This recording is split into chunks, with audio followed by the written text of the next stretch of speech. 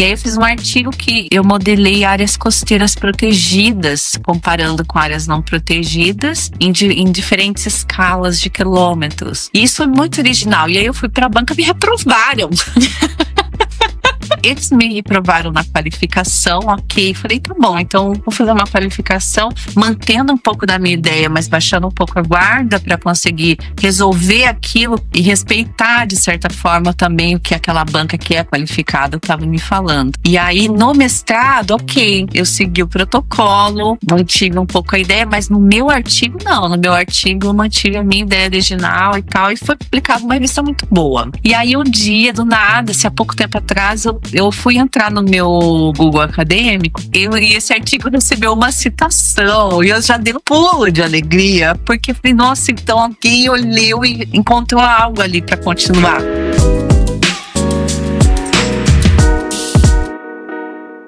Olá, pessoal, sejam bem-vindos a mais um episódio do Projeto Delas Podcast. Meu nome é Carla Castro e eu estou aqui com a Gabriela Luz, a co-host desse podcast, e com a Carol Bueno, a nossa convidada de hoje, que é formada em economista pela Unicamp, gosta de fazer tudo em dobro, então ela fez 2 mestrados, 2 pós-doutorados, e hoje em dia ela trabalha no Centro de Ciências da Terra e Planetárias na Universidade da Califórnia. Tem uma jornada riquíssima de informações para compartilhar com vocês. Carol, seja bem-vinda. Muito obrigada, meninas. Estou muito feliz de estar aqui participando desse podcast. E vamos lá. Eu também estou super feliz de ter você aqui. A Carol, ela é minha amiga, eu conheço a Carol há quase 2 anos. E eu queria fazer uma pergunta, Carol. Além da Carol que eu conheço, aquela que ama cristais, que ama o oceano e que a gente confabula falando coisas sobre o universo, quem é a Carol? É uma bela pergunta.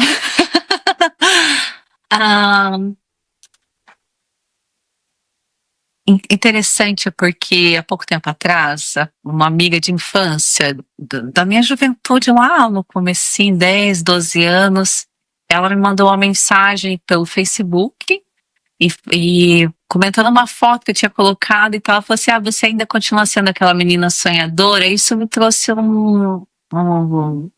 uma coisa sobre nostalgia. Uma nostalgia, mas mais uma compreensão de quem eu sou. Então, eu acho que talvez essa sua pergunta, acho que cabe, eu sou sonhadora. Você sonhou que você ia estar aqui um dia? Não. Mas parte do que, mas os meus sonhos, eles não se concretizavam na ideia da materialidade, por exemplo, do que eu seria hoje como pesquisadora. O sonhador era... Hoje acho que eu consigo ter mais compreensão disso, mas é o desejo sempre latente de conquistar as coisas, de me descobrindo. E eu me descobri, eu sou muito curiosa, então acho que quem eu sou, eu ainda tô me encontrando, mas eu acho que o sonhador é uma coisa que eu nunca deixei de ser, porque a gente sempre tá se movimentando. Então hoje eu acho que sim, acho que sou sonhadora, mas agora realizando muitas coisas. Nesse momento, qual é a tua pesquisa que você tem aqui? Eu trabalho dentro de a gente está no Centro de Ciências da Terra, né? Ciências planetárias, são paleontologistas, então a gente trabalha com grandes escalas dentro do fenômeno Terra, né? Do sistema Terra. E eu trabalho com projetos de restauração ecossistêmica. Então a gente faz florestas, wetlands, zonas úmidas, né? As wetlands, e floresta amazônica, por exemplo, os manguezais. E aí a gente articula sequestro de carbono no nível global e local, mas considerando as questões socioeconômicas, então as comunidades, quem se beneficia desses projetos, se esses projetos geram qualidade e bem-estar, por exemplo, para as comunidades mais vulneráveis. Eu estou inserida em alguns temas, mas o meu tema central de pesquisa é esse, aqui. É por isso que no ano passado eu sei que você esteve na Amazônia, você também há pouco tempo esteve em Nice, na França. Na Conferência da ONU dos Oceanos, foi muito legal. Uau! E agora você está indo para o Canadá. Uau! Semana que vem eu vou para o Canadá numa conferência também.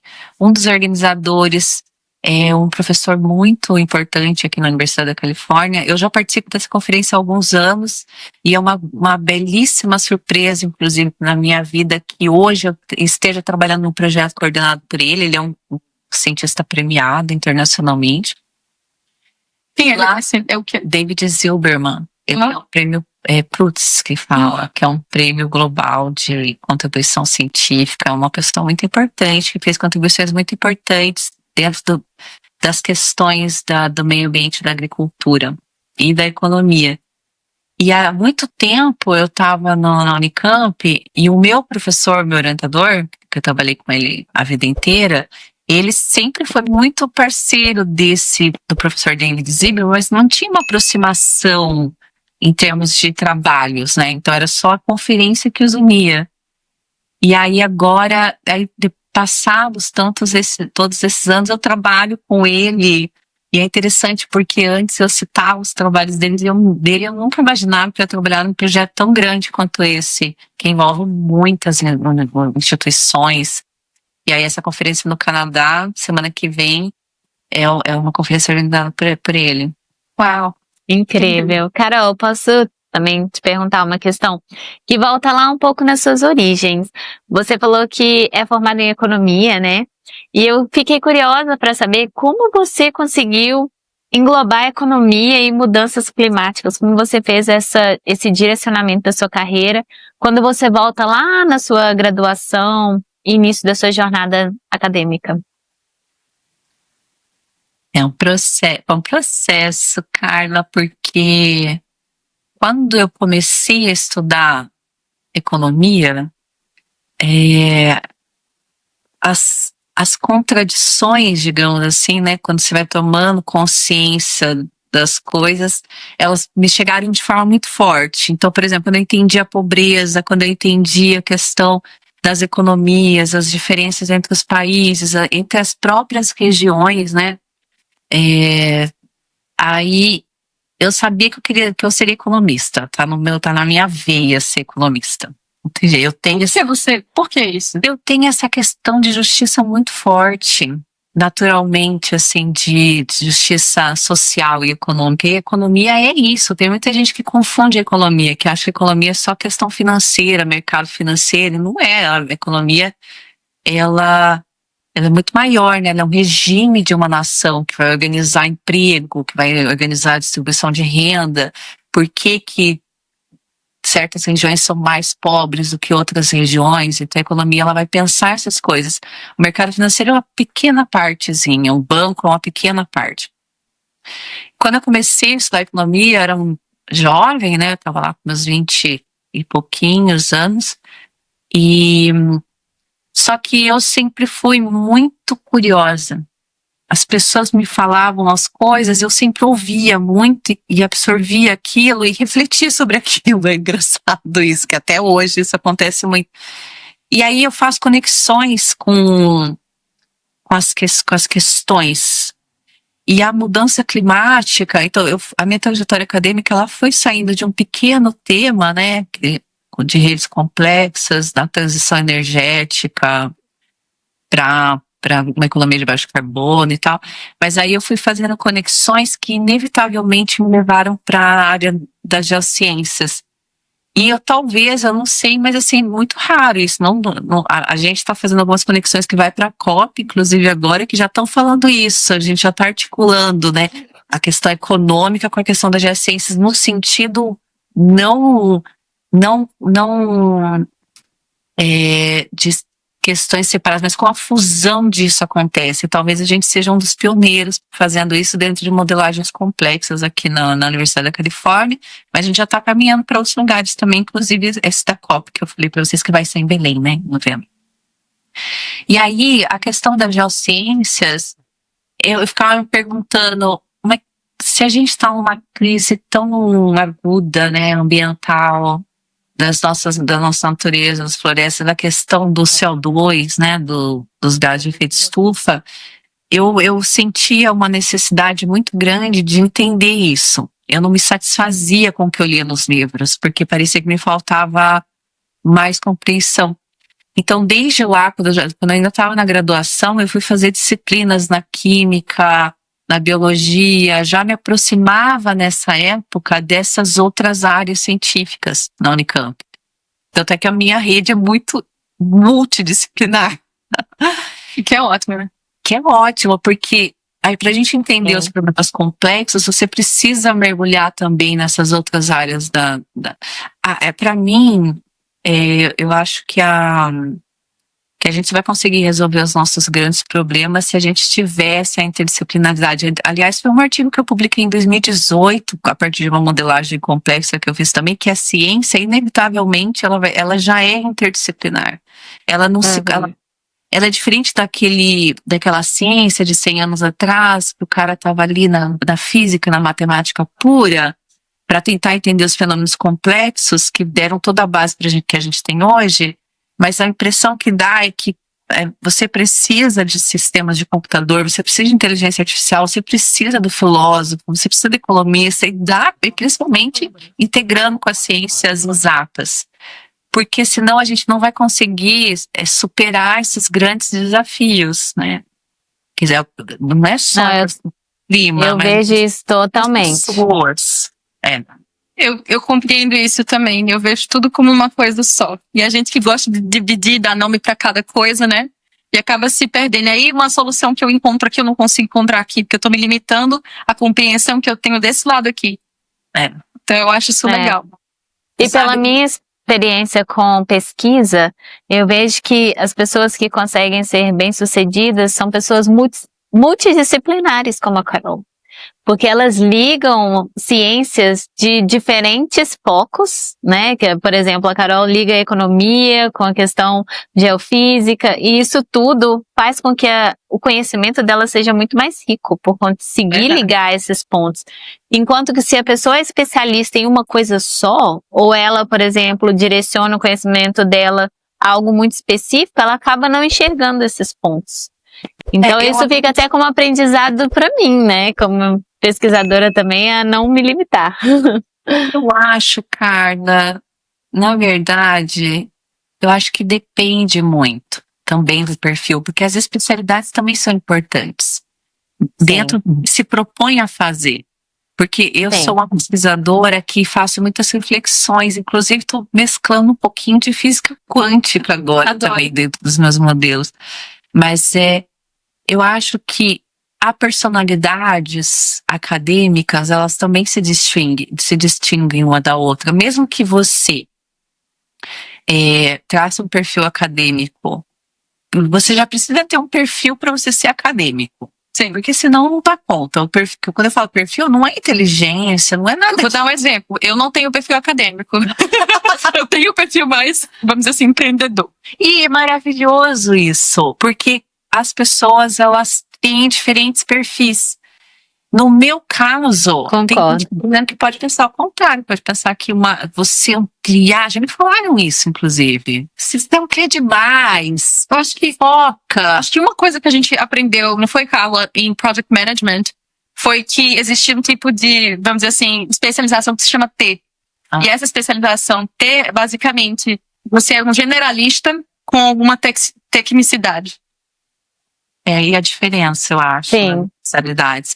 Porque, por exemplo, tem pessoas que podem ir muito bem, pesquisadores altamente especializados, sem ampliar. Mas no meu perfil, não, eu não consigo. Eu inevitavelmente, está dentro da minha personalidade criar todas essas conexões que eu faço. Porque é de mim mesmo esse negócio. E recebi muitas críticas, inclusive de pessoas muito próximas, como meu orientador. Eu sei que você é genial. Ele já me falou que eu era um fenômeno. Ele falou, eu não digo, já recebi que ele só me xingava. Brasil. Mas eu trabalhei muitos anos com ele, né? Ele acompanhou todo o meu processo. Então, hoje, alguns anos atrás, ele falou assim, você é um fenômeno. Mas ele já me criticou muito. Ele falou, eu tinha que focar mais, porque eu abro muitos campos. Mas é a abertura desses múltiplos campos que tem me feito caminhar. Às vezes, quem tem o perfil especialista também tá tudo bem, porque às vezes ela pode chegar, sabe? Eu acho que tem muito a ver com os perfis. Com aquela Sim. história do artigo que eu te contei, Gabi, do artigo de geociências que foi Sim. publicado. Sempre acontece essa história. Eu acho essa história muito legal. Acho que cabe falar aqui. Eu acho que vale a pena dentro desse contexto que a Carla mencionou, porque às vezes, quando você vai para áreas que você talvez não tenha tanta especialidade, porque se você é um especialista naquilo, você tem muita compreensão daquilo que você está falando, né? Sim. Como tem Sim. muitos temas. Mas quando você vai abrindo, vai ampliando, você tem para mim, a abertura se deu num processo de criação muito forte, de reflexões muito profundas. E esse artigo é isso. Primeiro que eu recebi muitas críticas também. Como que você vai fazer outro mestrado? Como assim fazer um mestrado? Falando nisso, talvez fique mais fácil se você disser. Eu sei que você tem 2 mestrados, Uhum. 2 graduações, 2 pós-docs também, e um doutorado, não é isso? Você pode falar o que você tem só para facilitar essa conversa aqui? Eu tenho em biblioteconomia, em economia, e um mestrado em geociências, as outras coisas foram todas na economia. Tá. Mas o mestrado que eu fiz junto com o pós-doc em 2021 foi um mestrado na área de geociências, que é resultado, inclusive, desse artigo que eu vou contar a história para vocês. E eu fiz biblioteconomia pela minha paixão pelos livros. A restauração. Dá pra ver pelo fundo da parede. São poucos, né? Minha casa no Brasil é nesse naipe também de livros, porque Incrível. era como se fosse algo muito valioso para mim. Depois vou contar a história da biblioteca também, mas a questão do artigo foi a seguinte: esse processo, que eu acho que é o que mais válido mencionar para quem está assistindo, é assim, se você se conhece, né? Não tô falando que é fácil, mas se você sabe o que você gosta, que é o meu caso, eu também me conheço, eu conheço, não sei tal, mas se você acredita, se você tem força naquilo que você está fazendo, eu acho que é o maior recado dessa história com um artigo, porque esse foi o primeiro artigo na área de geociências que eu publiquei, e a ideia foi muito original. Ela foi tão original. Qual o título do artigo, você lembra? É aquecimento global e zonas costeiras protegidas. Eu fiz uma análise, uma série de decomposição temporária, são modelos matemáticos para entender o fenômeno climático no nível local, no nível global. Mas a ideia era levantar a hipótese de que se você consegue olhar para os fenômenos climáticos no nível local, você pode pensar em questões locais para tentar resolver um problema global. Então, o aquecimento é global, ele é global, nós sabemos. Mas as regiões, elas se aquecem de forma diferente. Eu já estava com isso na cabeça há um tempo, porque eu falava, não é possível que seja tão linear, né? E a gente Não, faz sentido. aprende com a física que não existe linearidade em quase nada, principalmente a física moderna e a física quântica, né? Mas cada um também foi importante para o processo de aprendizado.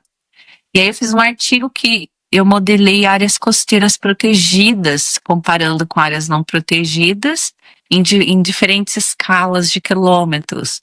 E isso é muito original. E aí eu fui para a banca e me reprovaram.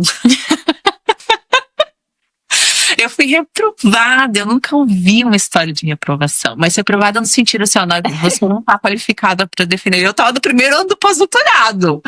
E aí aquilo foi uma coisa assim que me doeu, mas não pelo fato de eu ter sido reprovada, não foi a questão da reprovação, ou seja, refaça e vamos qualificar de novo. Não foi isso. O que mais me doía era o fato deles não entenderem o que eu estava querendo dizer. Só que hoje eu também consigo compreender que existe uma distância muito grande em abstrações, que é natural também, que às vezes a pessoa não tem a mesma cognição perceptiva que você tem, né? É aquela questão que a gente falou no início, né? A pessoa que se especializa em uma coisa só e a pessoa que realmente abre o leque do conhecimento para ver outros aspectos, né? Então, às vezes, você era mais generalista e ele era tão especialista que ele não viu a sua ideia com uma mente aberta, né? Eu acho que é essa a ideia.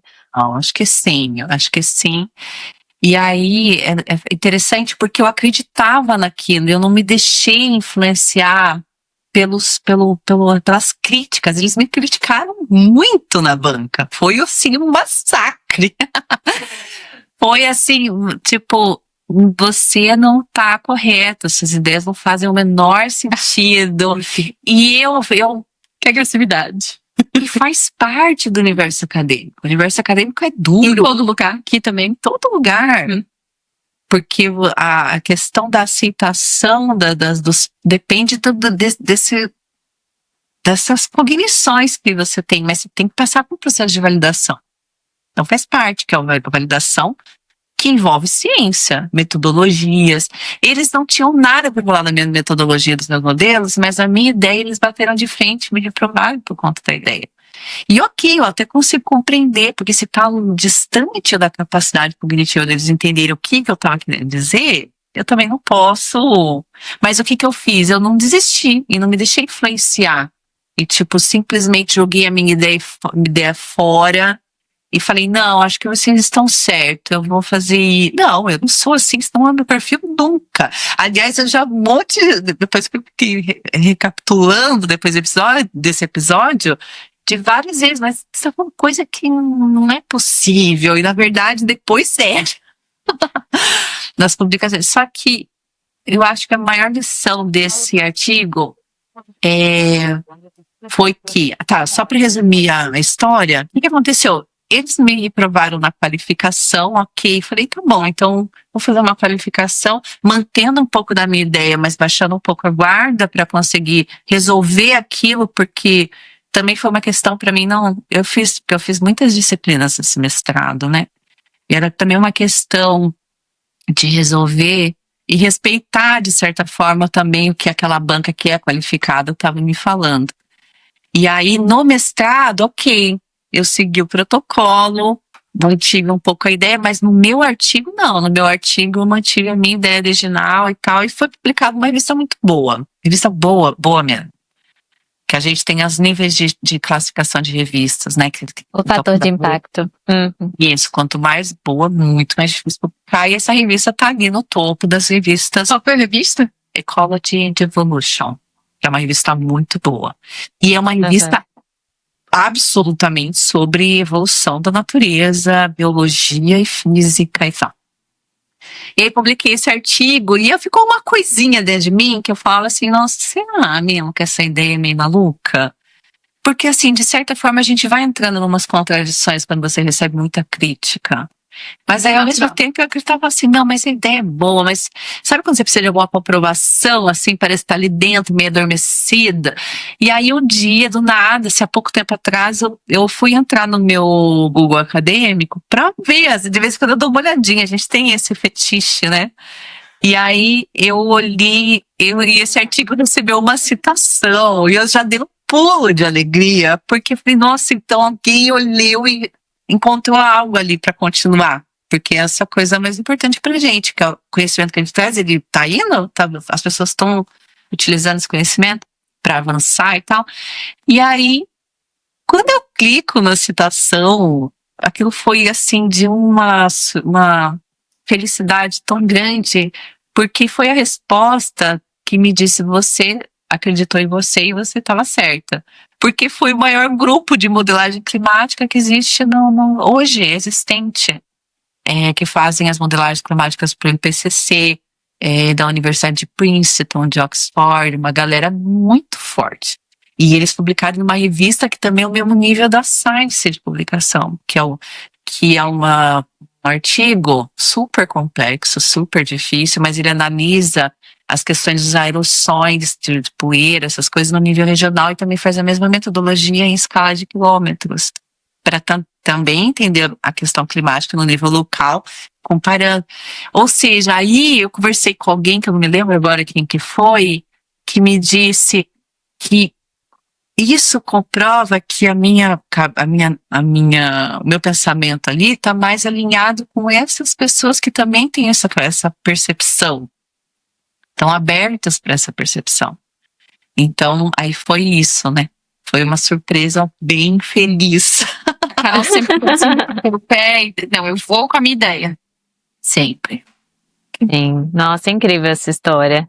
E eu sei também que você passou por um outro episódio incrível, até antes dessa experiência, né, no mestrado, que foi um episódio na Petrobras, onde você salvou o Brasil de uma mudança energética significativa que poderia ter ocorrido. Então, que eu faço uma piada interna. A Carol salvou o Brasil. Isso, vamos compartilhar também essa história com os nossos ouvintes.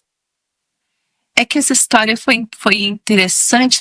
Engraçado, Carla, a minha trajetória acadêmica, ela vem se consolidando, e agora que essas noções tá me sendo mais palpável, né? Porque antes eu não tinha nenhuma noção da importância disso, né?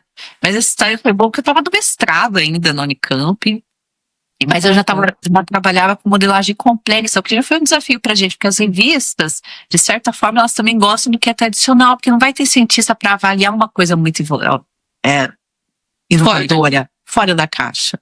E aí, a gente tinha dificuldade para publicar, todo mundo sabia que eram coisas boas, mas assim, eram umas modelagens complexas, né?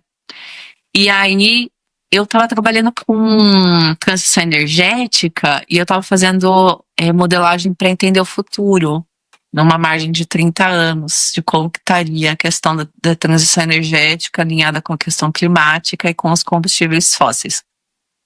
E aí eu estava trabalhando com o apoio de um grupo de pesquisadores da Petrobras, no CEMPS. Então eu estava direto lá e tal, e fazendo pesquisa com eles, porque também por iniciativa, porque eu vou atrás, né? Essas galeras aí, tudo eu fui atrás. Olha, tô fazendo isso, preciso da ajuda, preciso de palavras-chave específicas para entender o que é biomassa, o que é os processos físicos, porque a galera que trabalha com física pura, física e química, faz hidrólise, faz pirólise para transformar resíduo em energia e tal. E como aquilo estava distante, eu já estava me aventurando em umas disciplinas para aprender isso, mas ainda era muito nova, muito menina, mas já estava fazendo modelagem complexa. E aí eles me ajudaram e tal. E aí, eu estava morando em Campinas na época, e aí a gente teve uma mudança de governo, aí o presidente na época da Petrobras caiu e teve um novo presidente. E aí, um dos pesquisadores de lá, ele me ligou e falou assim, ele me ligou muito desesperado até, porque ele falava assim pra mim no telefone, você é a única pessoa que pode nos ajudar. Nossa, Vocês uma menina. Como é que eu ouvi isso? Eu tinha 26 anos, sei lá, 26, 26, 27 anos eu tava. Não, 28, não sei. Tava por aí. 20 e poucos anos. Aí, eu tava no mestrado, tava finalizando o mestrado. Eu tava finalizando o mestrado. Não, pera, gente, desculpa, tô me confundindo. Eu tava finalizando o mestrado, eu tava no começo do doutorado. Porque eu entrei no doutorado em 2015, 2016 foi minha turma. Mas a gente entrou em 2015. Isso, eu tava na transição do mestrado pro doutorado. E aí ele me ligou e falou, você é a única pessoa que pode me ajudar, gente, no telefone. E eu, mas o que tá acontecendo? Só que eu não tinha essa coisa urgente, eu não levava as coisas muito, não pesava, era tudo fluía. Então era como assim, o que você precisa? Até hoje, né, amiga? Então, aí, tipo, sem muito entender, né, o que estava acontecendo, tá bom, eu ajudo, o que você precisa que eu faça? Tipo assim, pra ir no dia seguinte pro CEMPS, lá no Rio de Janeiro, eu tava em Campinas, eu preciso vir pra cá, tá, mas como que eu vou? Não tem dinheiro pra pagar avião, não, a gente vai pagar tudo pra você, tal, já vamos comprar passagem, você vem, e a gente precisa que você apresente a sua pesquisa pro diretor-geral do CEMPS, o presidente da Petrobras. Uau. Ele tava lá. E aí, tá bom. Eu acho que muita gente com muitos anos de experiência, seus 40 anos de experiência, eu tremei na base de ouvir. Com certeza. Que precisa de você para apresentar o seu trabalho para o presidente da Petrobras por 10 minutos, você falou? 10 minutos. Eu acho que tem uma coisa, quando a primeira pergunta que você fez, quem sou eu acho que tem uma coisa que eu nunca perdi também, desde criança. Eu sempre fui muito ingênua. Muito ingênua. E essa ingenuidade, muita empatia, também me fez não ter uma hierarquia hierarquia entre as pessoas. Tipo, eu não consigo encontrar essa hierarquia. Quando eu estava na Unicamp, no mestrado, na graduação, eu falava de igual para igual com os meus professores. É claro que eles me trataram de uma outra forma depois que eu doutorei. Antes eu era aluna, mas para mim não, para mim sempre foi. Tem uma coisa já, né, que ela falou disso, eu achei uma coisa bem interessante. Eu amo coisa de manifestação, né? Adoro essas coisas de manifestação. Tem um livro que se chama Reality Transurfing. Ele é de Vladimir Zila, que é um cara russo, né? E ele fala muito sobre como muito bom. Nossa, muito bom. E aí ele fala sobre física quântica, metafísica, e ele fala que a forma que você chega nos lugares, que você conquista as coisas, que você manifesta qualquer coisa, é quando você diminui a importância. Colocar muita importância aumenta, vamos dizer assim, eu vou falar energia cinética, porque eu não sei o nome que eu traduziria isso para português, mas é uma energia excessiva aqui nesse lado, no pêndulo, vamos dizer, e aí acaba faltando em outro. Vamos supor, né? Se eu coloco muita importância num job específico que eu quero ter, acaba que essa energia toda, meu Deus, eu tô nervosa, coloca uma energia que volta para mim e já é difícil. Se você colocar no pedestal, significa que você não tem. Né? Então eu acho que dá para perceber isso em você como você não give a fuck, né? I don't give a fuck. Tá em qualquer lugar, pisa em qualquer chão, né? Máximo. Isso é muito positivo, sem dúvidas. E eu também tento ser assim, à medida do possível. É claro que também muito de ansiedade, de nervosismo quando vou apresentar em alguns momentos, mas assim, são mais raros. Não, já aconteceu, mas são mais raros. E nesse episódio da Petrobras, Carla, por exemplo, o que aconteceu? Ele falou, ele estava muito nervoso, porque a ideia era vender os pacotes tecnológicos da Petrobras. Para quem está assistindo, o pacote tecnológico é quando você tem um conjunto de tecnologias que é possível desenvolver alguma coisa. Então, por exemplo, a Petrobras desenvolveu conjuntos de tecnologias para biocombustíveis, sejam eles a partir de resíduos, seja a partir do biogás, seja a partir de algas, seja a partir de várias fontes de cana-de-açúcar, por exemplo. Então, isso representa o quê? Um processo cumulativo de conhecimento e investimento de décadas, às vezes. No caso deles, eles estavam trabalhando com isso há 20 anos, porque hoje é urgente a questão climática, mas os cientistas já sabem disso, a gente já vem trabalhando com isso há muito tempo atrás. Inclusive muitas empresas e companhias e tal. E a Petrobras foi uma dessas. A Petrobras sempre foi muito pioneira. Ela sempre foi ela é uma empresa, mas ela também é uma instituição de pesquisa de fronteira do conhecimento. E os pacotes tecnológicos é uma coisa que não tem muito valor, digamos assim, financeiro. Porque como que você vai valorar? Avalorar. Você vai dar valor financeiro para uma coisa que levou 20 anos para ser pronta, que foi escala de laboratório, depois teste piloto, e que ainda há a possibilidade de você fazer uma transição energética dentro de um país com segurança energética, por exemplo, sem depender de energia externa, né? Então, primeiro tem isso. Só que o que aconteceu ali? As empresas passam por esse processo. Então, isso aqui não está funcionando, isso aqui não vai virar. Isso aqui não vai acontecer, então vamos vender. E eles, que são os pesquisadores desse tema, ficaram muito preocupados, porque eles também sabem que aquilo é importante. E aí eu fui para a Petrobras, o Simples, e eu estava usando um cristal enorme, porque eu sou muito mística, muito, profundamente mística. Adoro. Eu estava usando um cristal grande, e esse cristal trincou lá dentro, porque a carga de energia era tão forte, quando eu cheguei lá eu já senti, parecia um cenário de... triste, inclusive. Uhum. E aí ele só tinha 10 minutos para me ouvir, ele me ouviu por 2 horas. O resultado foi esse, apresentei tudo, a gente conversou, apresentei os modelos, foi muito importante. Depois todos eles me agradeceram. E eu acho que isso pode ter, eu não sei se isso foi resultado, mas isso pode ter influenciado sim, e os pacotes não foram vendidos. Os pacotes estão até hoje com a Petrobras, e na verdade eles estão continuando, que é muito importante pensar que a transição ela é fundamental hoje em dia. O petróleo, ele outros materiais, principalmente os materiais de durabilidade. Então, as pesquisas estão direcionando para isso, não queimar e virar fumaça, mas para um uso muito mais rico do que só virar fumaça que aquece o planeta, né? Mais consciente. Um uso mais consciente do material e a própria exploração do petróleo. Porque, por exemplo, a gente tem problemas de materiais que precisam ser descobertos para aguentar pressões que a gente vai ter, inclusive de calor. Teve um calor muito intenso no Canadá, eu acho que já tem alguns anos, que derreteram os fios de eletricidade. Nossa. E aí, os materiais, eles precisam estar adaptáveis também para esse novo mundo em adaptação até que a gente resolva a questão do clima. Então, por exemplo, o petróleo, a Petrobras já faz esses estudos também, direcionar o uso melhor, por exemplo, do petróleo e tal. E isso é bem louco, né? Porque eu tava vendo essa semana que lá na Europa, a gente já morou na Europa, sabe como que é?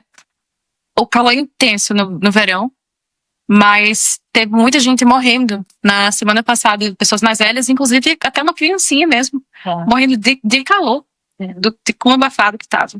Isso é bem assustador, né? Nossa, muito triste. Muito triste. É muito, Gabi. É a questão da mudança climática, né? Sim, por isso é um tema tão importante. E fico muito feliz que uma pessoa como você esteja aí trabalhando nesse tema, né? Que é muito relevante. Principalmente no que rege aos oceanos, né? Fala um pouco mais das suas pesquisas nos oceanos e como você chegou na Califórnia para trabalhar com isso. Primeiro que a minha paixão pelos oceanos, eu acredito que vem de algum lugar ainda que eu tô tentando descobrir. Mas foi uma coisa que brotou, eu digo que brotou porque já estava lá dentro de mim, no caso, né? Que brotou de forma muito forte. Foi uma paixão avassaladora pelos oceanos. E eu já estava antes sentindo isso, antes de 2021, quando eu comecei meu pós-doutorado no Unicamp. E aí, quando eu fui fazer esse segundo mestrado na área de geociências, que também tem muitas disciplinas oceânicas, ali eu tive certeza. Ali eu já não podia mais, primeiro, nem viver longe dos oceanos.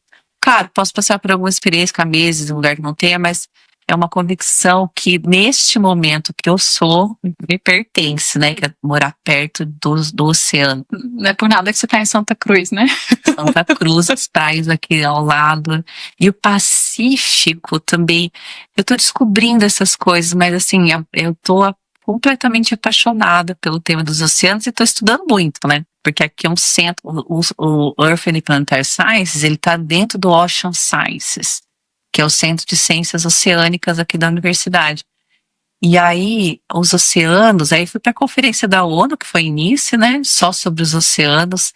Foi muito legal, porque a gente está vendo que todas as esferas estão valorizando muito a questão oceânica, porque sabe que o oceano é o principal regulador do nosso clima hoje. A gente só não está num colapso maior porque a gente tem o oceano. E, aliás, eu até eu assisti um último documentário feito pelo David Attenborough, aquele famoso documentarista das coisas da natureza. Tá no Hulu. Mas pode ser que vá para outras plataformas também, mas ele fez um documentário sobre o oceano. Ele sempre fez sobre biodiversidade, a vida, a terra, a floresta, e ele fala uma coisa que é real. Ele fala, a gente sempre teve muito valor sobre a terra, e não é que isso não seja importante. A terra o sistema Terra, ele é todo conectado. Ele depende dos seus ecossistemas. Independente disso, a floresta com os oceanos, eles conversam para funcionar, né? Mas tem uma coisa que é muito importante que ele falou, que eu acho que faz muito sentido no documentário, que é o oceano é a coisa mais importante que a gente tem para regular a vida nesse momento na Terra. Porque é o oceano que regula os oxigênios que a gente respira. A floresta tem essa função? Tem, mas a conexão da floresta só é possível numa escala menor, por exemplo, de fotossíntese, comparada ao oceano. Só que o oceano está sendo estudado com muito mais profundidade agora. Então você está se entendendo o que é esse universo. E eu sou apaixonada, não sei de onde está vindo todo esse amor que só cresce, se expande. E aí eu fiz um mergulho em Santa Catarina, que eu fui lá, eu tava do restaurante. Não teve jeito. É assim, profundo. É muito profundo. Foi você que me contou que a gente só sabe 2% do oceano e a gente sabe mais dos planetas fora do universo do que a gente Do sabe. que do oceano profundo. Eu não sei a porcentagem. Mas a gente sabe. Eu vi isso em algum lugar, em algum podcast que eu assisti. Mas a gente conhece muito mais o universo, que também é fabuloso. A física quântica que está ali já faz umas conexões invisíveis, né? Que antes era imensurável na época da física mais dura. E desculpa, me perdi. Eu falei que a gente sabe muito mais, né, do... O espaço é muito mais conhecido do que o oceano. Os oceanos, a gente não sabe quase nada sobre os oceanos. Eu vi que isso me preocupa, eu ia até perguntar, eu devo ficar preocupada, porque eu também ouvi que em 2049 a gente não vai ter mais peixe no oceano se a gente continuar a viver como a gente está vivendo hoje. Se a gente continuar como a gente está vivendo hoje, Gabi, vai ser muito difícil. Não tem. Mas, assim, já está mudando. Porque eu acho que o próprio desafio já está colocando mudanças muito radicais. Porque a própria escassez de peixe está fazendo as indústrias pesqueiras repensarem a forma como elas pescam. Porque o que está acabando com peixe no oceano é a pesca predatória. A pesca predatória passa um correntão no oceano. Capta toda aquela quantidade de peixe. E os pescadores familiares, sempre que existe um equilíbrio, eles estão ficando muito miseráveis, porque eles não conseguem mais pescar. Eles têm que ir cada vez com o barquinho distante. E aí entra a nossa questão também, né? Que é como que a gente atua dentro disso. Então, por exemplo, eu sempre vou tentar comprar as coisas que venham de comunidades familiares. E isso inclui os sistemas pesqueiros também. Saber de onde vem a nossa comida é muito importante para nós. Para a gente conseguir também ajudar no processo de transição para que os oceanos em 2050, se a gente não tiver peixe no oceano, o oceano colapsa. Sim. E quando o oceano colapsa, o sistema Terra também colapsa. Então, mas assim, tem muita gente trabalhando, e eu vi isso lá na conferência do início, muita gente trabalhando para que essas coisas não aconteçam, mas eu acho que vale a nossa parte também, sabe? Sim. Eu acho que é muito de cada indivíduo. Porque, como você falou, né, as escolhas que a gente faz, do que a gente está comendo, a fonte que a gente traz nessa comida, como a gente usa a nossa energia, se a gente, sei lá, pega bike, se a gente pega o carro para fazer nossas atividades, né? Eu acho que tudo isso influencia e também a visão que a gente dá, o valor que a gente dá, né? Se é parte dos nossos valores cuidar da nossa casa ou não. E me faz pensar assim que, poxa, será que o ser humano sempre precisa que as coisas ruins aconteçam para finalmente ter uma noção de eu vou cuidar um pouquinho, eu vou preservar. Até parece que a gente espera que não precise, mas aparentemente sim, né? E eu acho que eu vou até falar um pouco da minha opinião em relação a isso, porque, por exemplo, o impacto que a gente gera por termos melhores atitudes, né, a nível local, individual, eu acho que são muito importantes. Mas eu acho que isso é muito mais abrangente, porque o oceano é algo gigantesco, né? Então, o impacto que eu gero por mudar a minha atitude é muito minúsculo em relação à dimensão de tudo que ele é.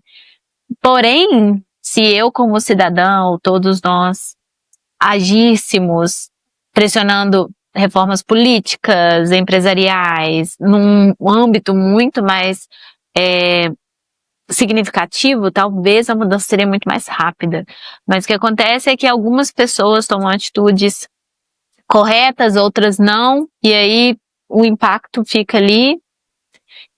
mas as empresas não são pressionadas a agirem de forma mais adequada, o governo não pressiona para que regulamentações atuem ali para ajudar no controle da poluição, no controle da pesca, e tudo isso faz com que, mesmo que eu mude a minha atitude, ainda assim, não sei se o impacto seria tão significativo, sabe? O que vocês acham? Tipo, eu acho que tinha que ser muito mais político e empresarial do que individual, sabe? Eu acho que a gente tem que pressionar reformas.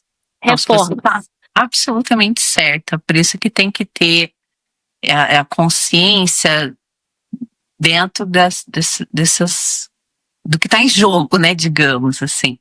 Mas o pensamento de que o que eu faço é mínimo, ele também não é legal, porque é isso. O andar se manifesta pela própria subjetividade. Sim. Mas é na subjetividade que a gente incorpora as questões sociais a partir do próprio movimento da sociedade, que é o que o Freud vai trazer com o estudo das massas. Eu acho que não tem como a gente confrontar, vamos dizer assim, a política se, na verdade, eu não vivo isso. Não tem como. Não é? Porque se eu não vivo isso, não tem como. Você não consegue ter cognição para cobrar, para entender as políticas. Se você não recicla... Gente, eu acho que eu não me expressei bem. Eu acho que a atitude individual é importante, mas ela não chega a ser tão significativa quanto uma mudança no sistema. Eu acho que foi isso que eu quis dizer, talvez eu não me expressei bem. A individual é fundamental, mas se ela não vier acompanhada numa mudança no sistema, eu não sei até que ponto ela gera um impacto. Foi isso que eu quis dizer. Faz sentido? Faz sentido. Mas tem camadas aí também. Porque o que acontece? Eu não sei se existe uma escada quando a gente fala sobre isso. Eu acho que não. Você não tem, não são escadas, né? Então, primeiro isso, eu acho que é mais ou menos a ideia do Bourdieu, do filósofo, que é a sociedade, ela se manifesta a partir da sua própria subjetividade, mas essa linha da subjetividade, ela não é tão subjetiva assim. Ela também passa pelas questões sociais. Por que muitas vezes um espaço, as pessoas são favorecidas? Porque tem esse espaço simbólico que marca, né? Então, eu acredito, na verdade, Carla, que você está certa, só que tem umas camadas aí que faz com que, até que ponto também essa questão da própria subjetividade condiciona a sociedade, também não faz com que o movimento das políticas também alterem, também mudem. Porque... Não faz sentido. Por exemplo... É complexo. É complexo, mas eu acho que nós, enquanto sociedade, e mesmo dentro de mim, como é subjetivo, atuo em sociedade. Então você está certa. O meu eu que me transforma também transforma a sociedade. Sim. Então você tem uma dinâmica, né, de trocas, assim, só que obviamente que a luta é muito mais forte do nosso lado, tem que lutar muito para conseguir transformações, mas a gente não pode, a gente tem que continuar. Sim. Né? Eu ouvi concordo. Eu ouvi de um estudioso, cientista que eu amo, Greg Braden. Ele fala muito sobre física quântica e ele tem também a geofísica. E aí ele fala que as medidas que estão sendo tomadas hoje para evitar esse problema tão absurdo dos oceanos, mas vários outros, como desertos, food deserts, como é que eu falo isso em português? Desertos de comida, são desertos alimentares. Pode ser, tem dois conceitos, que é os desertos alimentares e os pântanos alimentares. Acho que é deserto, ele tem certeza que ele fala deserto. Deserto é quando você não tem a comida natural. Isso, exatamente. Os pântanos alimentares é quando você tem um pouco, mas a dominância, a predominância sempre vai ser os ultraprocessados. Né? Pronto, e ele está falando exatamente sobre que, infelizmente, as medidas e por trás, a conversa é muito bonita quando eles se reúnem para falar hoje em dia, é para resolver a produção em massa, mas o que gera, na verdade, é um alimento que não é rico no que devia ser, na substância que deveria ter para a nossa alimentação. É um alimento ruim, é um alimento que... E aí tem os desertos alimentares, que a gente já conversou sobre isso, né? Também. E você, nos seus estudos e tudo isso que você tem falado, a importância também que você dá a esse tema, como é que você vê as soluções que a gente tem hoje? Tipo, é o que a gente, é o que deveria, é o que vai trazer a solução? Ou... Nossa, Gabi, amiga, eu acho que parte disso sim. Primeiro porque as pessoas estão ficando doentes, né? Tá todo mundo doente, a alimentação de ultraprocessados também tá destruindo a saúde mental. Porque você não tem alimentos biológicos se alimentando, você tá se alimentando com uma química artificial. Todos os estudos, né, a cátedra de José de Castro, por exemplo, que é a cátedra da USP, ela já tem muitos estudos que mostram. Então, eu acho que a questão de se tornar saudável, que passa por essa consciência, é o que vai resolver bastante coisa.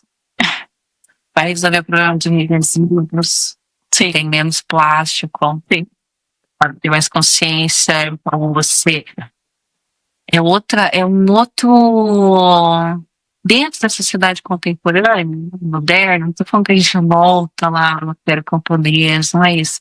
Mas dentro da sociedade contemporânea, quando você passa a ter uma alimentação viva, né, natural, de produtos da natureza, que não foi passado por processos modificados, né, da indústria, você muda muita coisa. Sim. A grande indústria não produz alface. Sim. A grande indústria não produz tomate.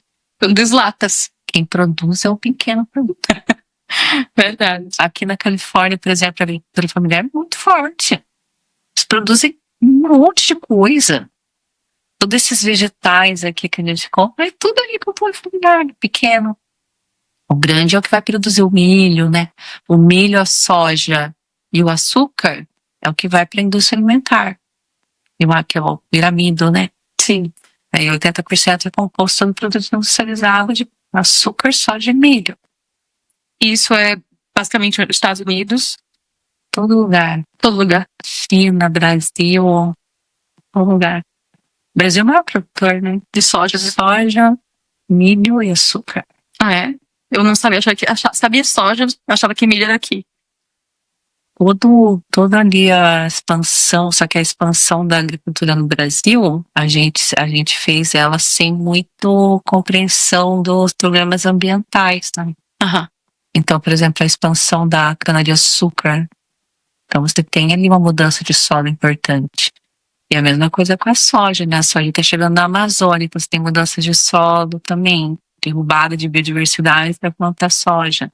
Então é isso, né? Quando você fala de uma alimentação saudável, você está falando também de uma contribuição muito importante para esse sistema terra. E aí entra nisso, né, Carla? Uma ação, assim, é claro que ela não pode não representar grandes impactos. E é difícil mesmo, porque o grande problema são as grandes indústrias.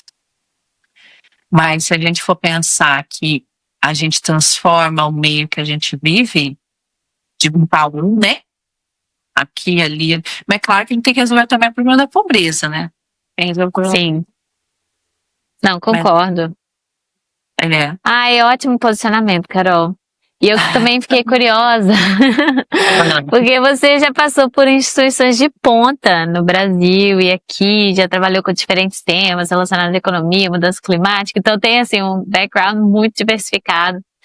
E o que eu fiquei curiosa foi em relação ao que mais surpreendeu em trabalhar aqui ou lá no Brasil.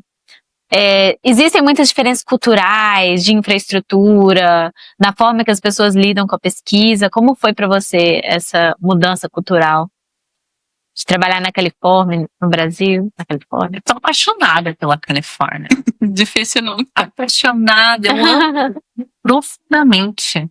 O Brasil, para mim, um grande livro que deveria ser lido por qualquer cidadão brasileiro, a tese da Nísia, que foi ministra da Saúde agora, e ela foi presidente da Fiocruz antes de virar ministra da Saúde, Nísia Trindade. Ela fez a tese dela que chama Um Sertão Chamado Brasil. É um sertão chamado Brasil mesmo? Brasil chamado sertão. É um sertão chamado Brasil. No sentido, não do sertão do sertanejo, na origem pura do que é. Mas o Brasil é o sertanejo no sentido, não da seca, mas no sentido do povo brasileiro. E aí, quando a tese dela é maravilhosa, ela é socióloga, né? Uma socióloga absurda. E aí, eu sou apaixonada pelo Brasil, na sua raiz, em todas as suas culturas e tradições. Mas nesse momento, aqui na Califórnia, como eu estou descobrindo muitas coisas, estou muito apaixonada pela Califórnia. E eu ainda estou tentando entender. Mas assim, culturalmente, quando eu cheguei, foi claro, quando você faz uma mudança de país, você entra num estágio de estrutura, de mudança estrutural, psíquica. Então você vai dar umas... natural, né? Você não fica ação, digamos assim. Você passa pelos processos para depois ganhar um pouco de consciência do que está acontecendo. Mas o começo, assim, todo começo é difícil, né? Quando você muda de país. Porque Até que fica fácil, né? Tem que adaptar a comida, né? Você tem que se adaptar ao clima. O clima mexe muito com a gente. Nós somos seres da natureza. Nós somos biológicos. Então a gente está num clima, a gente vai para o outro, a gente sente. Que bom que a gente sente, né? Tipo, ai, tá muito calor aqui, ótimo, tô sentindo. Tá muito frio, ótimo. Então, essas questões, elas são muito interessantes para mim, ao mesmo tempo que são bem difíceis, que me tiram um pouco do meu eixo, mas eu sei que esse processo faz parte. E aí, quando eu cheguei, esses foram os meus maiores desafios, mas a vontade de conhecer foi muito maior também, então me fez permanecer. Agora, grandes diferenças, eu tô chegando a uma reflexão. Pessoas são pessoas em qualquer lugar. São pessoas em qualquer lugar. E eu ouvi essa frase há 15 anos atrás, mais ou menos, quando um americano, queridíssimo amigo, que ele mora em Kentucky, músico, foi para a Unicamp para fazer intercâmbio com mais 2 americanos. E eles são da música. Uhum. E a gente morou na mesma casa, então eu convivi com eles. Foram os primeiros americanos que eu convivia, 10 anos atrás. E eles ficavam muito encantados com as coisas que a gente tinha. Por exemplo, ele fotografava a salada. Que legal. A variedade de folhas, de legumes, de grãos, isso não tem aqui. A gente sabe que não tem. Quem tá aqui já tá há um tempo, né? Não tem. Aí ele fotografava aquilo e tal, como se fosse uma coisa tão maravilhosa, e ele também tão maravilhoso. E eu estava na graduação, estudando economia te perturba. Porque você começa a entender um pouco dos sistemas políticos. Aí eu tinha uma questão muito grande, como se os países mais desenvolvidos fossem grandes responsáveis por várias crises. Aí uma conversa que a gente... Mas eu assim, amei ele profundamente como um querido amigo, assim. Foi uma relação muito interessante de amizade. Ele é um músico, né, trompetista. Aí um dia a gente estava conversando sobre a vida, e nessa época eu já ficava filosofando, né? Já. Aí sobre a vida e tal, aí ele olhou bem pra mim, eu nunca mais vou esquecer isso na minha vida. Ele olhou bem assim pra mim, eu falando ali das críticas capitalistas, de sistemas monetários, sistemas globais, a globalização, muito imatura ainda, né? Eu era muito imatura, então ainda tinha muita sede de entender aquilo tudo, mas com muita raiva, que é natural quando você é muito jovem. E aí ele olhou pra mim e falou assim, pessoas são pessoas em qualquer lugar. Eu olhei bem pra ele, guardei aquilo, hoje eu consigo compreender absolutamente. E é isso. Mas, assim, diferenças culturais, elas também vão existir dentro da universidade. Sim. E mesmo dentro das próprias universidades brasileiras, você vai encontrar uma heterogeneidade. Então, assim, não existe uma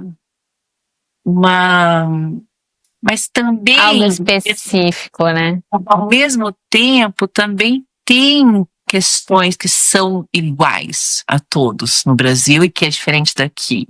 Mas eu acho que uma questão que a gente pode aprender, eu acho que eu utilizaria essa palavra, que a gente pode aprender, e não que seja diferente, mas que a gente possa aprender com eles aqui, é a cooperação. Não um ambiente, é curioso até falar isso, mas o ambiente não é competitivo, ele é cooperativo. E a ciência, exato.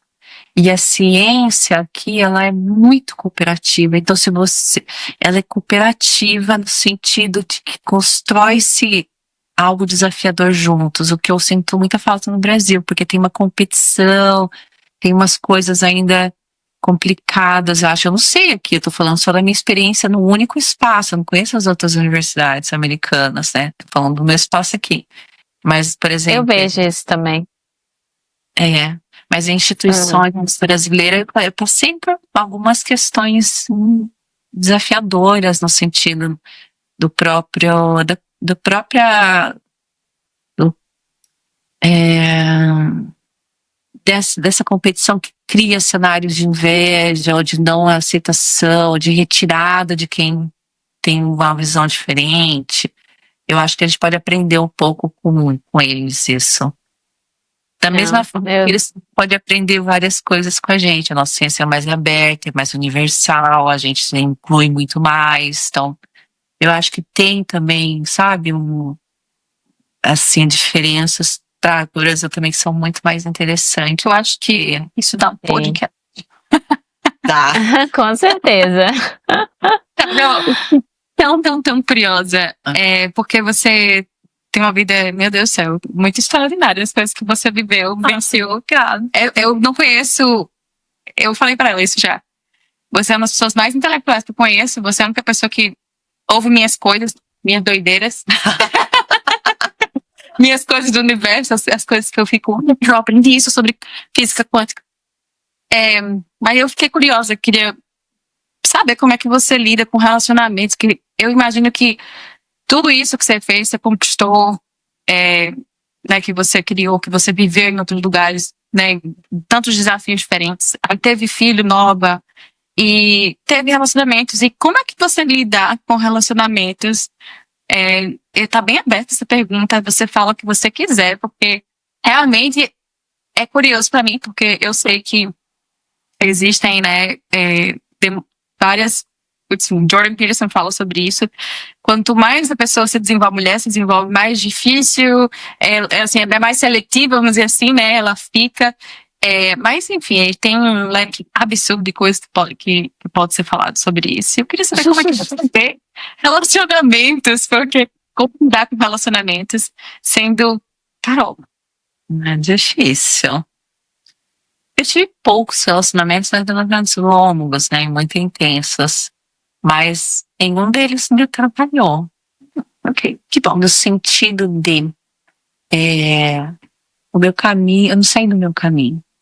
E uma grande amiga, Cláudia, que está em Campinas, ela trabalha com cristais, ela estuda os cristais, ela está fazendo um doutorado agora sobre isso, fez um mestrado sobre os cristais. Ela é minha auriculoterapeuta também. Ela me falou isso quando eu terminei um relacionamento, quando eu vim para Califórnia, né, um relacionamento de 6 anos.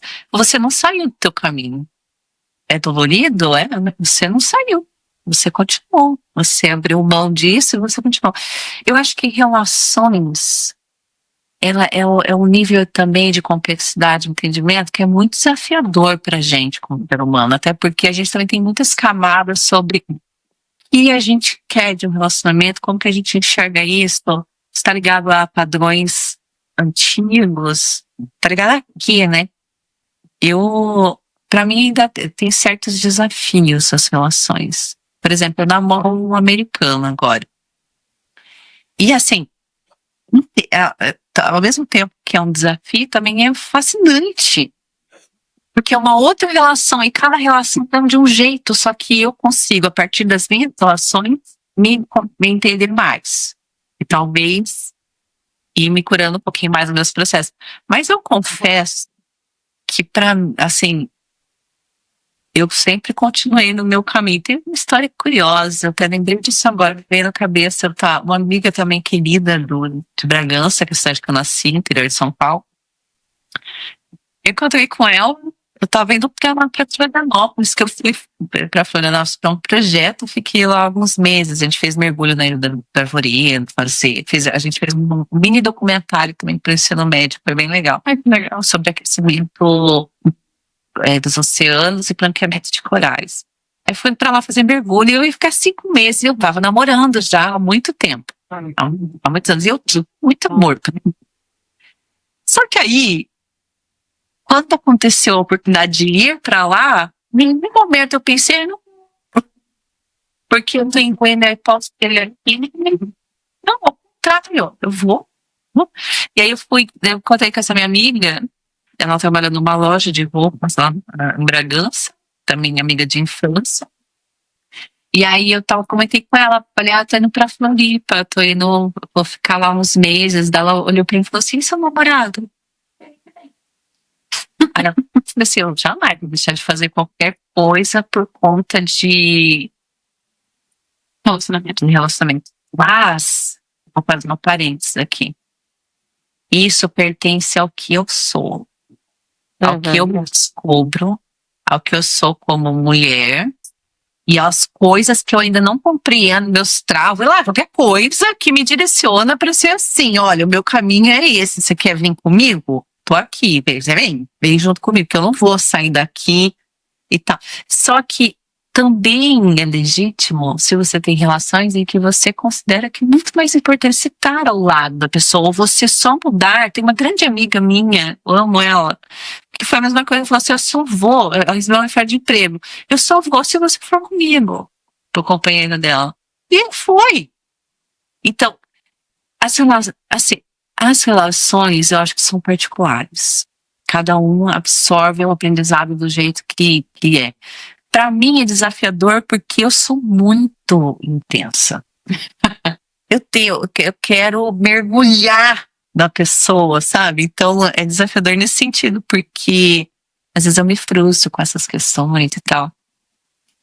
Mas as minhas relações, as grandes reclamações delas eram: você estuda demais. Você não escuta, porque quando você está muito concentrado, você perde o tempo. Você tá numa outra dimensão, digamos assim, né? E eu tenho essa facilidade de então, eu desapareço, eu tô aqui, mas eu desapareço. E aí eles brigavam muito, porque eles falavam, você só estuda. Você não me ouve, sempre assim, você não me ouve, você não me ouve, você não me ouve. Era uma briga, você não tá me ouvindo, você não tá me escutando. Todos eles. Até hoje? Os 3. Não. Primeira exceção. Primeiro, inclusive, que eu tenho uma relação um pouco, assim, que a pessoa entende quem você é e não tem uma competição ou um domínio. Vou te dominar, sabe? Não tem isso. Com ele não tem. Mas os outros todos reclamavam o tempo inteiro que eu só estudava. E que eu não tava nem aí pra eles, porque eu simplesmente não via. E é real. Eu não via. Isso me fez lembrar daquele livro do Paulo Coelho. Qual é o nome? Aquele livro. Paulo Coelho? Aqui do menino que quer encontrar o caminho dele e acaba. O Alquimista. O Alquimista. Eu li. Você leu esse livro, cara? É incrível. Esse é um dos meus livros favoritos. Ele chega no deserto, tem uma longa jornada. Ele um atrás do outro, uma coisa atrás do outro, mas tudo levou ele pro caminho dele. É isso que aconteceu comigo, exatamente. Sim. Eu sinto isso também. Só que aí é isso. Só que o que eu aprendi, digamos assim, com Você é livre, mulher. É isso. Você é livre. Absolutamente. E aí eu entendi que realmente eu não. Porque eu me enganava, eu falava assim, não, eu tô te ouvindo. Mas eu não tava ouvindo. Não, fala de novo, eu tô te ouvindo. Ele começava a falar, eu já ia pro meu mundo. Eu não ouvia de novo. Só que hoje, eu entendo que o problema não era eu. Porque não me aceitava do jeito que eu sou. Então, assim, eu acho que a maior desafio, as relações nesse sentido, e todas acabaram de forma horrorosa. Tá tudo bem, eu acho que a vida é essa. A vida é você É um amor fati do Nietzsche. É você, eu recebo. Tô levando essa porrada agora. Então tá, vem. É o que faz a sua estrutura mudar cada vez mais forte. Você tá muito mais preparado. As minhas relações todas acabaram de forma desastrosa, no sentido de que aconteceu alguma coisa muito importante depois. Por exemplo, né? Todas as. Mas eu percebo que é isso, eu não saio do meu caminho, não. Eu acho que. Só que, assim, a pergunta é: será que eu vou ser feliz no amor? Será que eu vou. Essas perguntas que a gente quer acumular todos, que nos gera. Que nos colocaram também, de certa forma, mas que também eu acho que é o processo nosso social, a necessidade humana. Eu, às vezes, me pergunto, porque até que ponto também eu tenho que ceder ou não para tentar também ser feliz no amor, porque às vezes eu sou tão livre que eu deixo o outro tão livre para ser exatamente o que ele é, absolutamente quem ele é, que às vezes não dá conta, né? E para mim já é um processo bem natural. Sim. E compreendendo, eu acho que também é um universo infinito muito particular, que cabe a cada um lidar com as suas dores, como que se relaciona. E quando eu acho que a nós, eu vou falar do ponto de vista científico, né? Quando você está mergulhado em muitas coisas, isso vira uma coisa meio secundária até. Eu concordo. O relacionamento. Por ser você nisso e cada pessoa com a sua própria, né? Se você jornada. tem um hobby, uma coisa que você está muito apaixonada, você compartilha com quem você ama, mas ele não é uma necessidade. Verdade. Ele não é a relação, seja ela qual for. Seja com mãe, seja com filhos, seja com marido, seja com seus amigos, seja com tudo, com o seu hobby, com o seu namorado, principalmente com namorados, né, que tem uma coisa de posse mais latente. Eu acho que vai mesmo por aí, acho. Mas eu tô aqui só falando o que eu acho. Não, incrível, incrível. Eu me vi muito nesse discurso da Carol, porque eu também sou vidrada na pesquisa, né? Essa também tem sido a minha jornada nos últimos anos. E acaba que em alguns momentos disruptivos da minha história, eu tive que escolher também. Eu sigo essa oportunidade ou eu fico aqui e continuo o relacionamento? Isso até aconteceu com meu atual marido, inclusive. E aí eu falei com ele, você vai comigo ou a gente, não sei, vamos ter que definir o que a gente faz com o nosso relacionamento. E ele acabou que me seguiu. Então eu acho que quando você tem alguém que dá o suporte que você precisa pra seguir a sua jornada, é uma coisa muito leve. É alguém que vai fazer isso sem querer te frear, sabe? Então, Faz tanta diferença, faz tanta diferença. Eu acho também. É muito bom ver vocês, mulheres livres e independentes, assim. É muito... Sim. Que alimenta. Hoje foi o que todas deveriam buscar. Verdade, eu acho que hoje foi a primeira vez, eu nem te contei isso, mas que eu cheguei aqui, mas eu tava pensando, uau, que delícia estar sozinha. E é isso, onde você estiver, você é dona de si, né? Sim, é sobre isso também, Carol, eu queria também te fazer uma outra pergunta, porque a gente tá focando, né, pelo menos ao meu ver, num público que seria uma pesquisadora que tá ali começando a jornada dela na pesquisa e que tem aí o sonho de chegar tão longe quanto você chegou. Para você, se você pudesse encontrar com a Carol lá no início da sua jornada e dar uma dica para ela que facilitaria a sua jornada, em algum sentido, qual seria? Porque você já deu várias dicas aqui, super valiosas, mas tem alguma que você ainda gostaria de acrescentar? Essa é difícil, hein? Profunda. Você sabe que eu tô tendo umas coisas, a Califórnia tem me trazido umas coisas muito interessantes, que eu ainda também não consigo, estou refletindo. Mas aqui tem me trazido muitas coisas da infância, sabe? Tipo, dançando, cantando, criando poesia, criava músicas. Eu inventava músicas e ficava dançando no quintal da minha casa. E minha sobrinha Não. faz isso hoje. Eu até falei pra minha mãe, falei, olha, mãe, ela faz como eu fazia. Por aí mesmo. Que Porque bacana. eu dançava pela casa inteira, pelo quintal, inventava poesia, inventava música. E aí eu venho pensando que aquela menina lá de trás, ela também tá. Eu não sei, sinto ela muito mais viva hoje, aqui, dentro da fusão do que eu me tornei, porque a ideia de tempo e espaço também é muito relativa, né? É totalmente relativa. Totalmente relativo. E aí, se eu tivesse que falar com ela, com a Carolina criança, né? O jovem, eu acho que eu ia falar pra ela, tipo, você seria. Segue a sua intuição, segue a sua verdade, né? Porque acho que foi isso que eu fiz para chegar até aqui. E também reforçaria o que eu também fiz lá atrás, que é vai dar medo, vai com coragem. Enfrenta. Você vai ouvir muitos não, vai chorar muito. Tem pessoas que vão te ridicularizar, vai passar por processos, mas vai embora, vai em frente, acredita no que você quer ser. Então, se eu falar pra mim, né, eu ia voltar e falar, estou muito feliz com você, que vai continuar seguindo o seu caminho.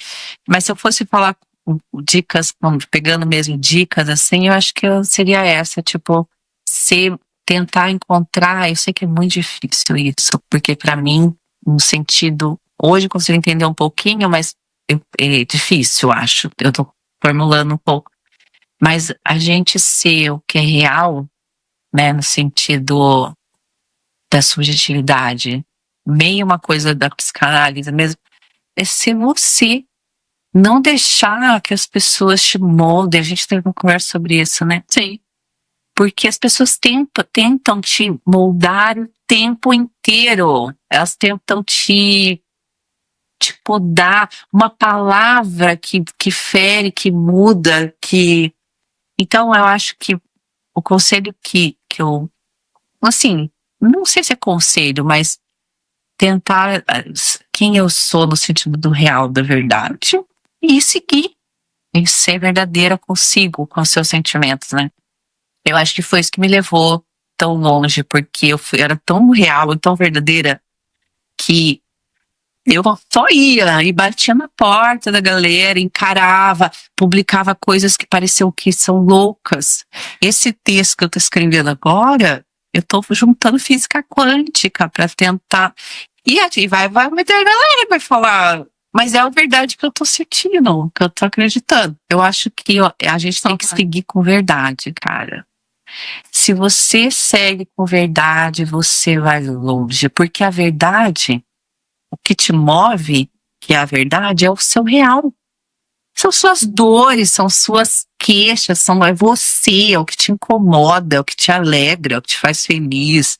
Essa é você e ir embora. Você não tem que ser uma caricatura da sociedade, sabe? Tipo assim, não.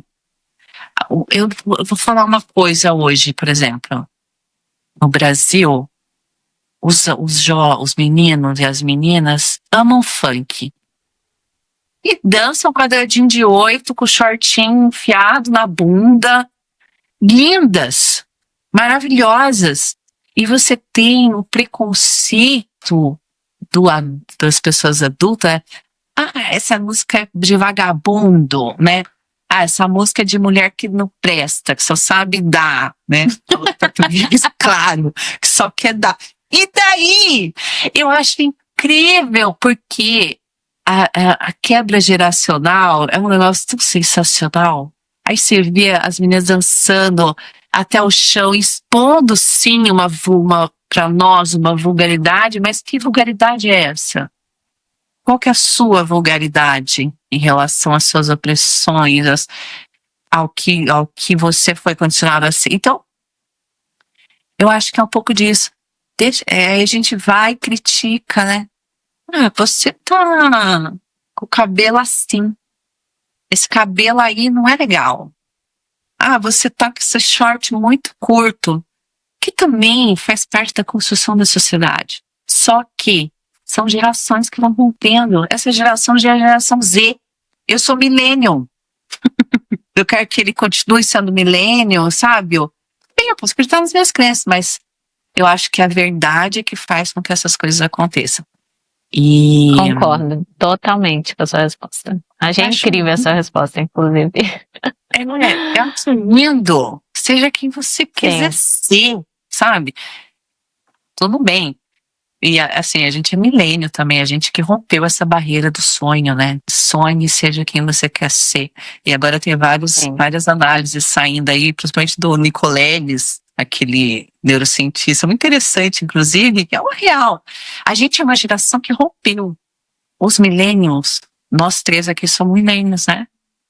Até 96, vocês nasceram antes de 96? Então, nós três somos millennials.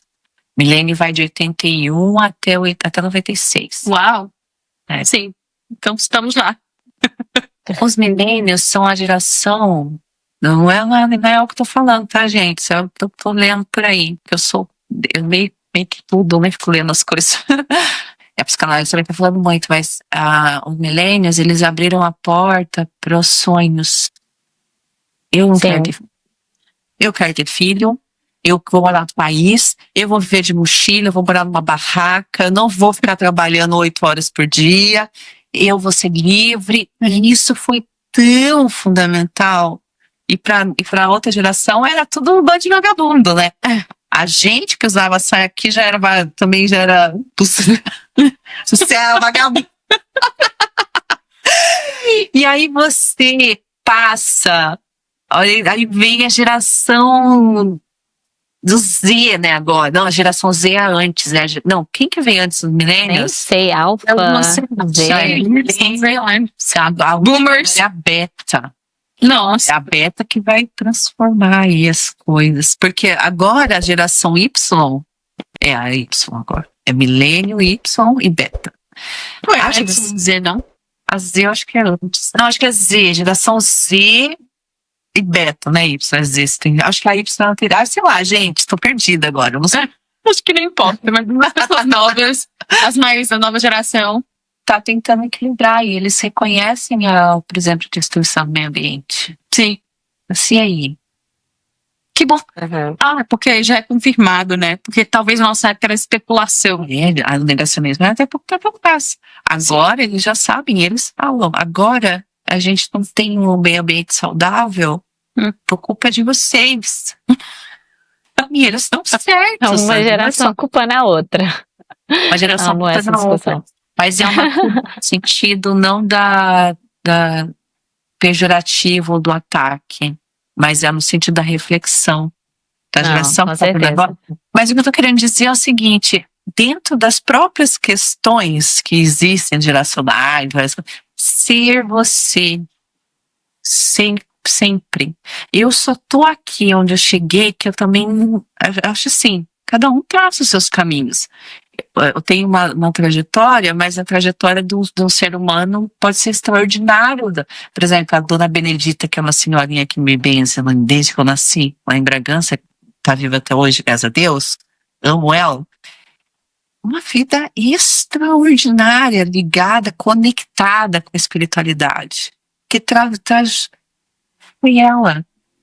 É isso que te faz ser. Foi ela dentro do universo dela, do que ela gosta, da vocação que ela sente. E assim com todas as pessoas. E o que me fez chegar onde eu tô, porque eu tô feliz, eu amo o que eu faço, eu tô fazendo aquilo que eu gosto, que eu acho que é o mais fundamental pra gente, eu fui muito verdadeira comigo o tempo todo. Eu nunca fiquei muito no teatro, não. Nem para as pessoas, nem para onde eu participava. Interessante isso, mas eu acho que foi até uma forma de resistência bem natural minha. Sim. Me prolonguei, Carla, desculpa, mas eu acho que o conselho era esse. Imagina! Seja eu acho você, que... pelo amor de Deus, na pesquisa, no trabalho, na relação. Sim. Eu acho que não ser você traz muitos problemas. Muitos. Quando você, por exemplo, você falou, né? A pessoa querendo podar a outra e tal, manipular, sei lá o quê. Eu vi isso na pele, então quando você não é você mesmo, você paga um preço muito alto. Muito alto. Cara, a gente não tem tempo pra uma última questão minha. O Nietzsche não fala isso. Fala, né? Privilégio, nada é mais importante do que o privilégio de pertencer a si mesmo. Isso é lindo. Nietzsche é maravilhoso. Adoro. Então, Gabi, Aliás, assista vamos ao filme. tentar ser breves para fechar, então. Faz mais Sim. uma pergunta e aí a gente começa com as nossas perguntas finais. Então, amiga, minha última questão era, eu fiquei super curiosa sobre a questão da física quântica. Você falou que está falando sobre física quântica agora na sua nova pesquisa. O que você está explorando aí? Eu vou falar Bem por cima. Eu vou falar bem por cima, porque eu tô escrevendo e a gente Tá saindo, tá bom? Chegando aos pouquinhos, por favor. é um processo criativo, então, né, a gente, de certa forma, acaba primeiro fazendo, para depois divulgar algumas ideias que a gente tem e tal, mas eu trabalho com a transição, né? Então, como que a gente transita de um estado para outro estado? E a transição, que a gente está falando, da minha área de pesquisa específica, que é como que a gente faz uma transição para, de fato, encontrar um equilíbrio entre o sistema Terra e a sociedade, dentro, inclusive, da economia. E aí tem os teóricos, eu estou conversando diretamente com eles nesse texto, aí tem o teórico da física quântica, que a física quântica. Tá, vou falar um pedaço. A energia, quando você vê a onda do mar, ela faz o efeito da onda, né? Você tem o som e você tem o movimento da onda, né? A onda vai até uma certa parte da praia, da areia. Quando você ouve, você está ouvindo a energia, mas o movimento ele não acontece. A água não se movimenta com energia até a frente. Então, as partículas. A energia, ela passa e ela desestabiliza a matéria. Então são as ondas sonoras? A onda é invisível. Uhum. Ela é um trajeto invisível. Ok. Quando ela passa, ela pode passar por meio de algum meio que faz com que ela aconteça. É a energia. Onda é energia. Ou ela faz isso livremente, como a eletromagnética. Ela não precisa de nenhuma outra questão, como o parto, por exemplo. O parto, a energia entra, a energia que faz com que a força do nascimento aconteça. Mas a onda, quando você olha para a onda, você não tem a impressão que o som e a onda tá caminhando junto para frente? Uhum. O movimento. Não é a água que está movimentando. A água não sai do lugar. Uhum. Ela precipita. E quando ela precipita, é como se essa energia que está passando aqui, que é invisível, Entendi. Fosse transferida para. ela movimenta essas partículas de matéria que não saem do lugar. Uhum. Então, o que você vê é o efeito da energia, não a água se movimentando. Uhum. Então, quando tem uma energia que passa, essa energia vai balançar a matéria em torno. Ela não se funde com a matéria. Aliás, quase. A física quântica já está entrando nessa linha, que é uma linha que eu entro também. Então, a energia, a crise, ela é uma questão energética. Os impactos serão energéticos. Uhum. Então, um furacão Entendi. é a física pura, é a amplitude. Então, a amplitude é determinada pela questão desse impacto energético, que é livre da matéria, né? Que é só energia. E aí eu trago um pouco dessa percepção da física pura, teórica, mais da parte da física quântica para relacionar com a questão da nossa transição. Que transição você está falando? Transição para um mundo que, de fato, Sustentável? não sustentável. Eu acho que é maior que isso, né? Eu acho que eu ainda estou dando nome, mas é uma questão de você de uma nova configuração. Consciência?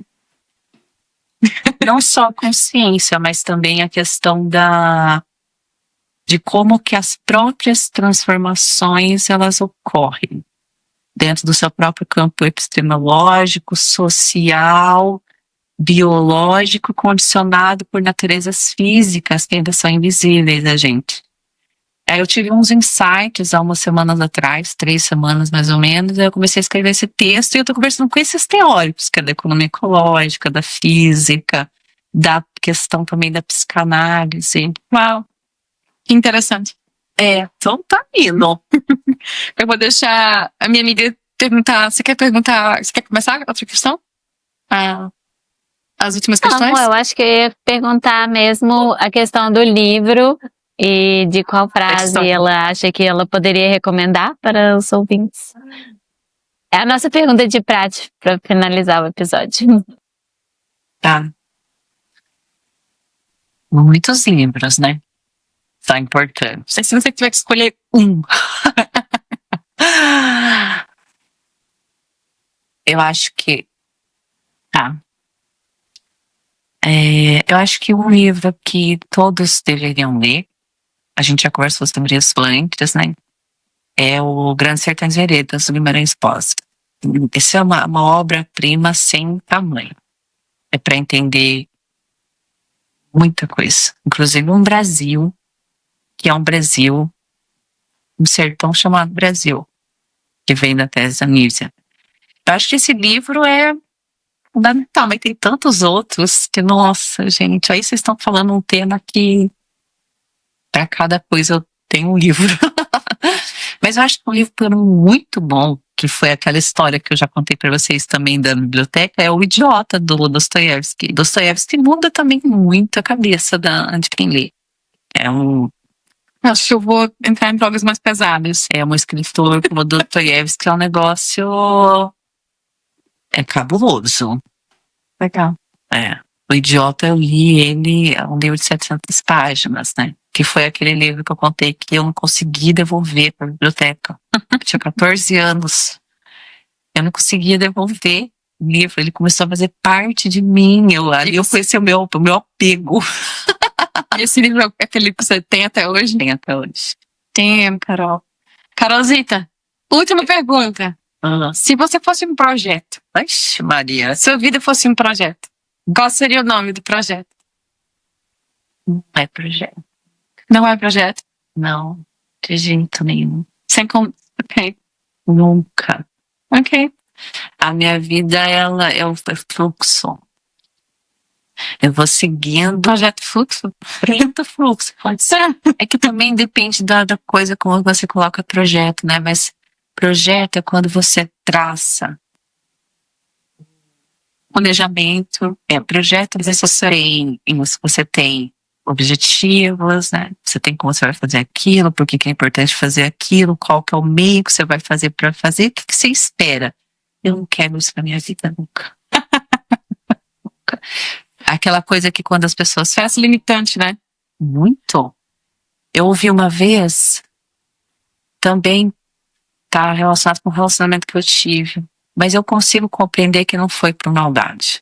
Tem a ver com essas crenças limitantes. A gente teve uma crise na relação, aí eu recebi uma mensagem de uma outra pessoa falando assim, mas você tá com a vida pronta. A minha resposta foi, Deus me livre da com a vida pronta. Pode crer. Se eu tiver com a vida pronta, eu não quero vir. Eu prefiro ser essa metamorfose. Glória, fluxo, é surpresa, é caminhos, é a coisa do devir, né? Do devir do filósofo lá da antiguidade. Ai, gente, às vezes dá uns brancos, mas é a derrota. A derrota, ela vem do grego, né? Da derrota, você muda a rota. Então você traça um caminho, isso ok. Não com uma ideia de projeto, mas olha, eu acho que eu quero fazer isso, eu quero ser uma grande musicista. Como que fala isso? Nem sei. Acho que musicista. Quero ser uma grande musicista. Então você traça um caminho. Então tá, eu sei que eu preciso aprender o violão. Eu vou praticar. Eu sei um caminho. Se o caminho é treinar, praticar, talvez entrar numa escola, talvez treinar sozinha, talvez pegar aulas no YouTube, whatever, sei lá. Só que, às vezes, você tá nessa rota e você muda a rota. Por alguma razão. Você muda de rota. Amiga, a gente tem que apresentar para ela o conceito de Agile Projects. Exato. Porque Agile Projects, eles permitem que você mude a rota. É uma experimentação. E é muito dinâmico. E funciona com feedback loop.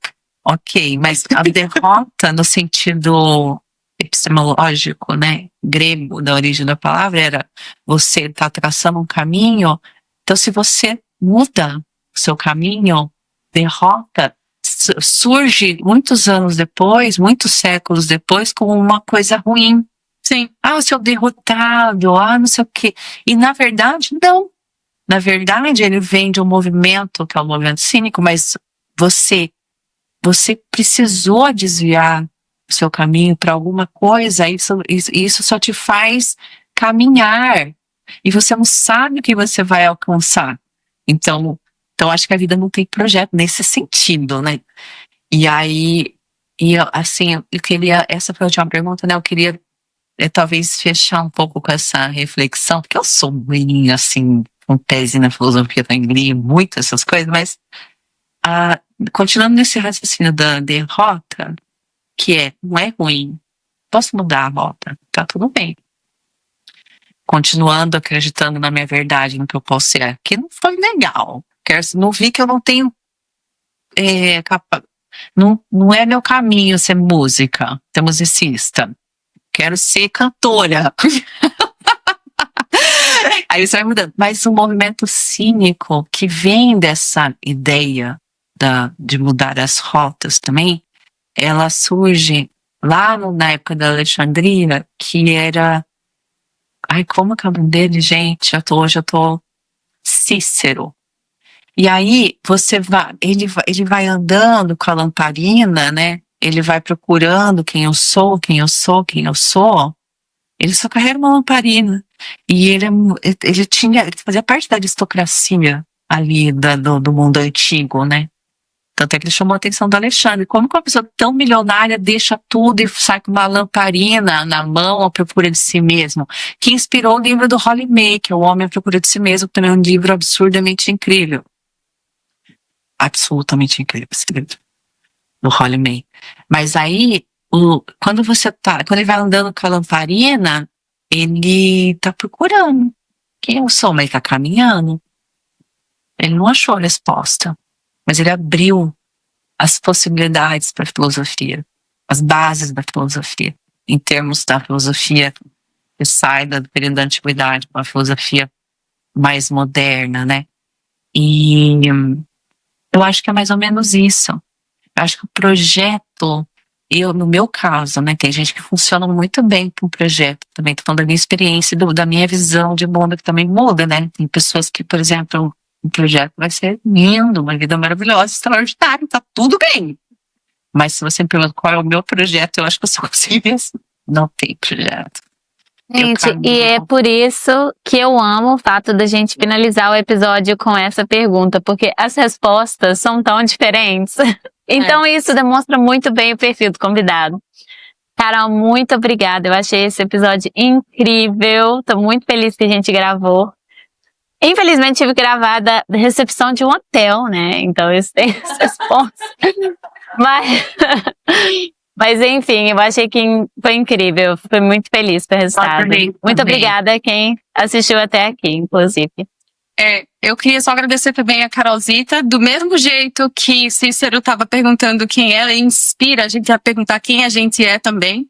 Eu acho que a Carol e a vida dela inspira a gente seguir aquelas intuições, aqueles desejos infantis que a gente tem, né?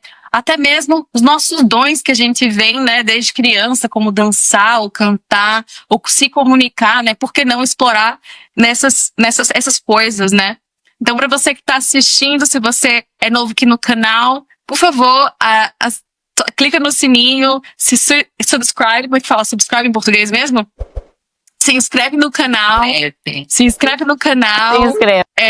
Que vai ter muito mais próximos episódios, pessoas maravilhosas, mulheres fabulosas, assim como a história da Carol. Carol, obrigada. Mais uma vez. Imagina, estou muito feliz de ter participado dessa conversa e eu acho que a proposta aqui é isso, é compartilhar, né, diferentes coisas e que a gente consiga crescendo com essas possibilidades. Então, quem assistiu o vídeo aí, beijo.